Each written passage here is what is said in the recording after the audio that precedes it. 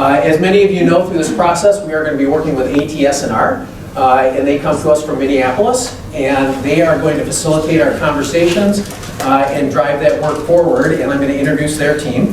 We've got Chuck Holden, and Chuck is our facilitator and also the former Chief Operating Officer for the Anoka-Hennepin Schools. Pete Lacey and Sarah Fox. Hello. And they are both educational analysis leads for ATSR, and then Jen Miller and Kara Rise, and they are educational analysts for ATSR.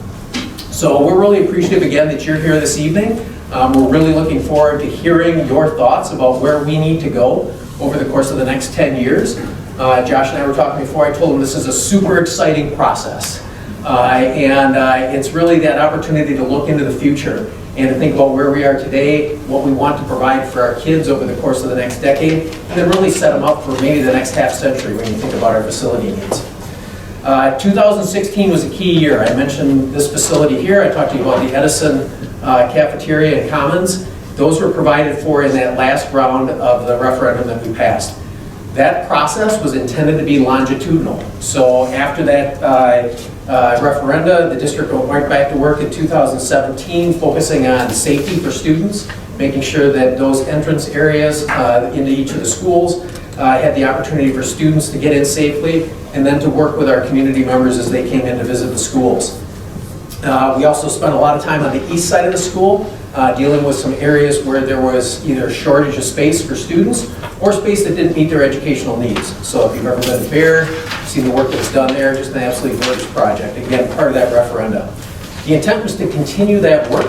Something got in our way in March of 2020, and that would have been the pandemic, and so that slowed the process down. So we are restarting it, and I say that because we've had people ask, is this a new initiative? And it's really part of a longitudinal initiative. Many of you may have participated in some of the survey work that was done in 2017 as they were setting the stage for the next part of that process. Please know that we're using that work to inform the work that we're doing today as we prepare for the next step in that process. And so again, I mentioned that we've got ATSR here with us. They are going to facilitate our discussion. There's also some administrators here with us, so I'm going to ask you guys to raise your hands. I see two Lori's here somewhere. There's Mike. So when we are working today in our small groups, those board members that I introduced and the administrators that are here with us, they will not be in the groups, but we will be available to answer questions. The rationale for that is we really want to hear from the community. We want to know what you think about what we need to do next. So we're a resource for you during that conversation. So as Chuck and his team guide you through that work, we're here to answer questions, but we're really here to listen. So we'll be with you along the way, but we will be listening to get your impact so we know what's happening next. So with that, Chuck, I'm going to flip myself. I recommend you put it high on the lapel.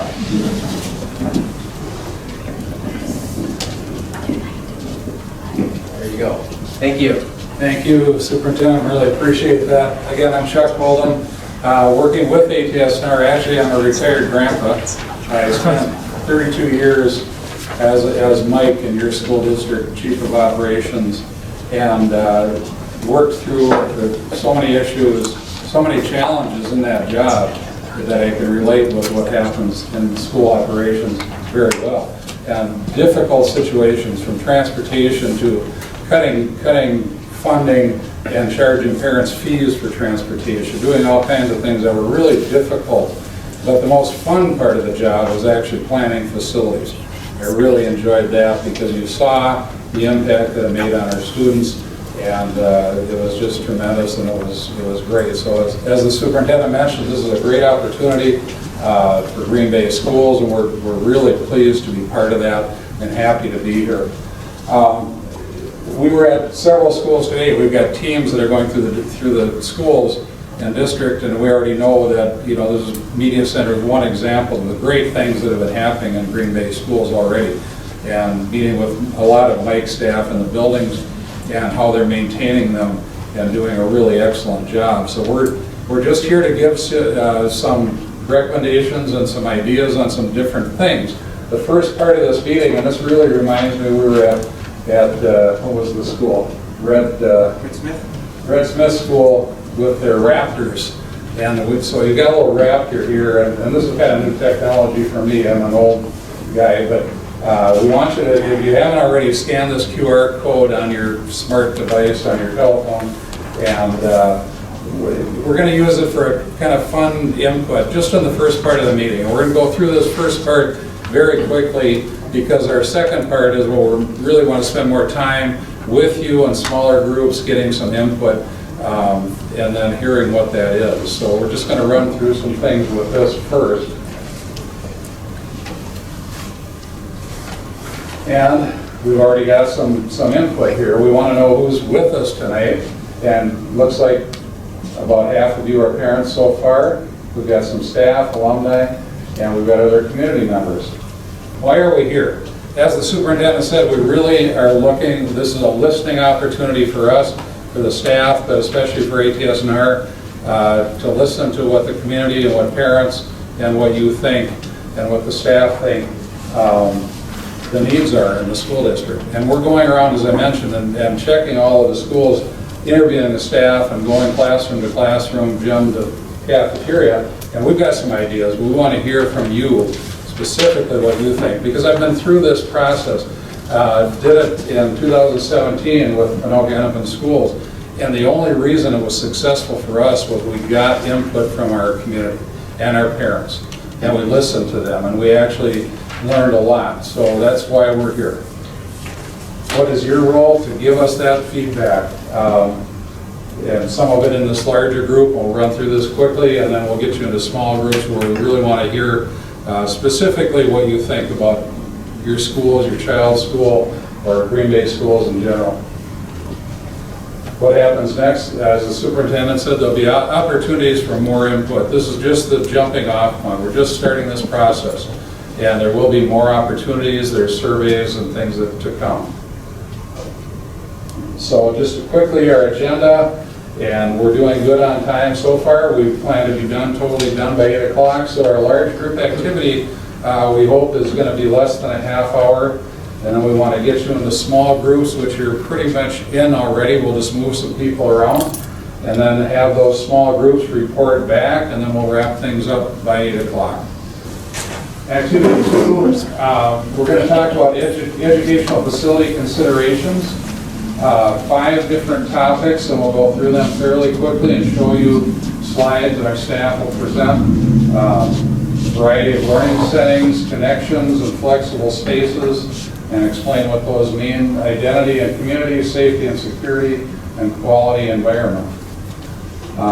Variety of learning settings is their first, and I got ahead of myself a little bit. I just wanted to explain these considerations because schools have many of the schools. I don't know the construction date of West High School, but I know we were in schools today that were built decades ago. And that was true in the district I worked in. We had 120-year-old schools. And those schools were built with hallways and classrooms and 35 students in a classroom and a teacher lecturing to a bunch of kids in their desks. My granddaughter's 7 years old, and she comes home with a Chromebook, and she's doing geometry, and she's doing online reports, and she's zipping to a music class, and she's writing music. When I was in 2nd grade, I was worried about when nap time was. And these kids are learning has changed. It just pull you in if you haven't noticed. Learning has changed. These kids, if you hear occasionally kids are our future, we're in trouble. No, we're not. These kids are smart. They're learning things that we never anticipated. And we need to catch up our facilities to support what they're doing. And that's what we're about. So we're trying to catch up.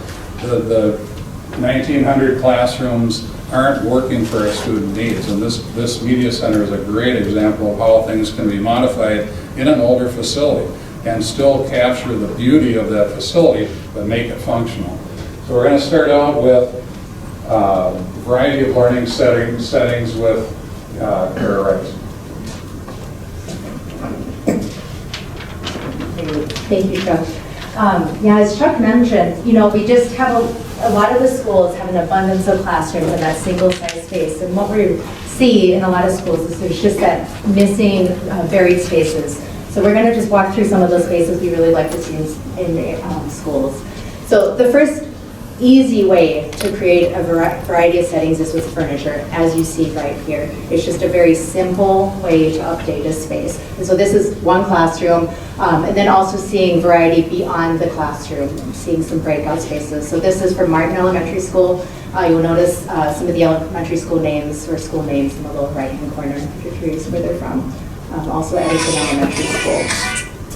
And so we use furniture and architecture to create these different spaces. Those spaces, for one, are so important. Those cave spaces where kids can get away, find a space that's comfortable for them to reflect, to focus. Because everyone's unique, everyone has different preferences. We need those spaces for one-on-one to be able to pull a student outside of the classroom, like you see here at Eisenhower Elementary School. Also at Martin Elementary School, they've got some great niches where you can use for a variety of different things for pull-outs and group work. This is an example from Baird Elementary School, some collaborative space. You can pull kids out of the classroom, they can work on projects in groups or individually. And then we're also seeing more access to technology, where kids can plug in and work on a group project together. We need those places to present, which of course can happen in a classroom, but then also having those informal places to present beyond the classroom are really important too. Like you'll see in this next image here, giving students the opportunity to work on their presentation skills. Large group spaces are often lacking in schools. The spaces we can pull together a whole grade level or even the whole school. So this is what we call a forum room in one particular facility, so they can have a group speaker at the front, or group, a speaker at the front and pull together a large group. Media centers, all these specialty spaces are so important, and we've done great work at the library media centers across the district. This is Jackson. The hands-on learning spaces, the places to get messy, pin up, experiment. This is East High School, the art room. And music spaces, more specialty spaces to explore different things, and performance spaces, places to be able to get up and explore your talents. This is Baird Elementary School, the beautiful gym there. We've got also an example of Martin also. And then outdoor learning spaces, getting, when the weather allows, allowing those places to get outside and to be able to have a class, work on some worksheets, or just, explore the outdoors. Some more formal presentation space. Next thing we want to talk about is connection and flexible spaces. And what is connection and flexible spaces referring to? Having classrooms that are and teachers availability to supervise when they have pullouts, and having spaces, classrooms that are not just four walls, but maybe a glass partition that can be opened up so there can be some collaboration in a unit between different teachers. But just offering more flexibility. So at this time, Jen Miller is going to talk about this topic. Thank you, Chuck. I'm already a loud talker, so this kind of scares me a little bit. So, all right. So as Chuck mentioned, sorry, it's been a long day. The connection and the flexibility is very important in schools that we design and remodel, because technology is changing, and we need to, what we're designing today might not be what it's going to need to be in 10, 20 years. So without further ado, the multi-purpose space, just creating open spaces that can be for students or community or whatever they need to be during that day, during that week. Nothing beats a wide open space, especially with natural light. So here's an example from Eisenhower. As Kara mentioned before, spaces and rooms that we can't remodel or change, furniture is the way to go, because within an instant with casters, the teachers able to easily move the furniture around to create more of an informal setting or whatever curriculum or whatever lessons happening that day. Again, adding the casters, lightweight tables. I'm sure you guys are very familiar with the old heavy tables that just work conducive to flexibility. So again, furniture is key. Even creating operable walls, not only the glass walls there, but the interim whiteboard walls where kids can even write. And this can be scary to some, but you don't need to make it wide open like this, and you don't need to be. Obviously, there's the whiteboards in between. So whatever the space needs to be that day or that week, easily changeable and flexible. The visual connection, seeing your peers learn and seeing learning happen. Not only does this, allow the natural light to come through the middle of the space, but yeah, you see your peers and what they're doing that day. And here's a small group room, again, just having the borrowed light come in through the corridor and seeing learning happen in a small group setting and in a large group setting. And then, breakout spaces, very popular, spaces to bring kids and students outside the classroom, but have it be supervisable. So having the windows into the classroom, so, like you mentioned, teachers can see students still working and keep an eye on them. And then, yes, the spaces beyond the classroom, here with a small group, large group, or whatever students need to happen that day. And again, the connection to that doors, not only just seeing the outdoors through the windows here, but bringing those natural elements like the wood and the stone, just to really have that connection with nature. And again, the outdoors, garage doors really popular in some STEM areas for robotics. You're able to bring those outside, or even just the art room here. And then, yeah, the outdoor space here on the right. Identity and community, and what are we talking about? Identity and community. And the example I use in our school district, we like yours, we've got areas with new construction that are growing in one end of the district. We've got older buildings in developed areas and maybe declining enrollment, and parents and students in those areas saying, well, what about us? What's happening? You're building these nice facilities, but what about us?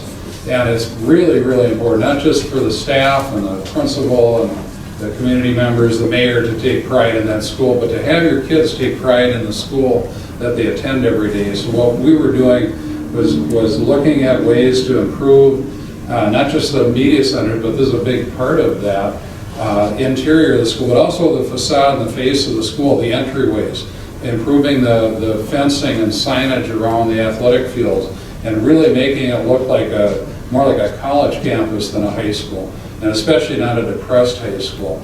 And a lot of our older buildings in Minneapolis, just like in Green Bay and around the country, have materials, building materials, like the woodwork in this media center, but the brickwork and the timbers on the old construction can't be replaced today. A new construction can't duplicate that. So taking advantage of those attributes in old buildings and really making them stand out. And we did that with a high school in our district. And the attitude of our students and staff and our community members was one of just pride. And big surprise, enrollment started going up. People wanted to go there. And we started seeing a lot of positive things from that. So I'm talking too long about it, but this is so important. Identity and community and taking pride in facilities in the area is what we're all about, and we really want to focus on that. So with that, I'll turn it over to an expert in this area, Peter Lacey. Thank you very much, Chuck.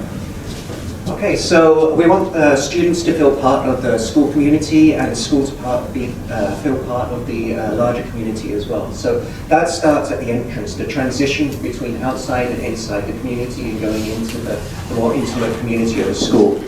So we like to see easily identifiable entrances, lots of glass, just the welcoming arms, welcoming the students in, and the school logo, school branding to make the students feel part of that school, part of the district. And that continues inside as well, bringing signage in. We are Burnsville, this is Burnsville High School, and it's just reinforcing that message that you are part of this community and hoping to instill a feeling of pride in that school amongst the students. It's also opportunities to reinforce the school values and the district values. Here you can see in Edison Middle School, you've got the key values going up the stairs, and it's also bilingual as well to extend out into different communities within the school to bring them all together to be one. And this is just another example again with Edison Middle School.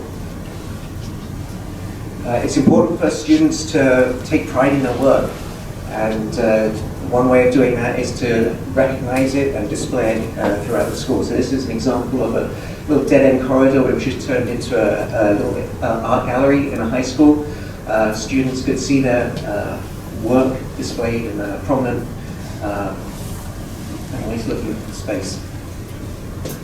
And then having that transparency into the classrooms gives the opportunity for learning to be on display, to encourage that thought of working hard and seeing the fun things that could be happening in there. So the building can also be used as a learning tool. This example is measuring yourself up and seeing what animals or a piece of equipment of that kind of height. And there's also other ways of introducing educational elements into the building, like any sustainable design features that can be pointed out. Important to bring the community in as well, for the students to form their own community, have spaces to socialize, but also spaces that could be used by the broader community outside. So this is a commons area, old building over there, addition on the building in the intersection. That was where the students could gather and socialize. And you've got a similar space in Baird Elementary, nice open, well-lit, looking out through the windows into the playground that goes around. Also, that sense of community can be brought down into a smaller, more intimate level with just little breakout areas, little spaces to gather within a group of classrooms, even an elementary school or a middle school. So, okay, back to Chuck. Safety and security. Obviously, you know, since Columbine has been a huge issue for all of us. In schools, we had to make drastic changes in how we address security and safety for schools, because face it, schools are designed to be opening and welcoming to the entire community. At the same time, we're talking about locking down and closing out, and which are total at odds with each other. But there are successful ways to do it. And I know you've done a lot of that in Green Bay Public Schools already. Your schools are secure. I mean, we sat out in the wind several locations this morning waiting to get in the building. So I know they're secure. We want to talk a little bit about that, and taking this topic is Sarah Fox. Thank you, Chuck.